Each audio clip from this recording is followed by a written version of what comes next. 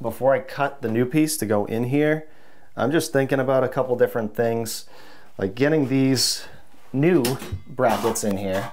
You can see it was quite a fight right here. So I think if I give myself some more room right here, it'll make it easier for these to slide in. And the way I'm gonna do that is, because these end caps are a lot bigger, I'm gonna cut this baseboard back right here, basically make it the same, 3 foot, but move these end caps over so that way I don't have to fight with the end of this heat so bad. So I'm just gonna take a measurement, make sure I'm good, and then I can just slice this baseboard on that side and the other side, and I think that's gonna work out better. That will also make sure that these are gonna cover this more, because I cut this baseboard pretty close to the edge of this. So we'll go like here, measure off the baseboard and make it even. We'll go 1.25 inches baseboard,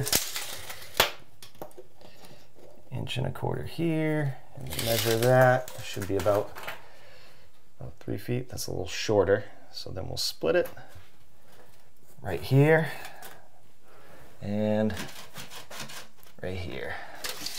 And then when I put my cap here, I want to make sure that I have plenty going on the heat, but also that I can trim this baseboard back just a little bit. I'll just make a mark right here. And that's where I'll cut the base on that side. And then over here, same thing. Of course, there's nails right there. This. There. That looks like it'll give me another 1.5 to 2 inches to get these brackets in. So I can get the heat in, slide it all the way to one side, slide the brackets in, and hopefully I'll be good. I'll square this up. This side, and then I can cut that.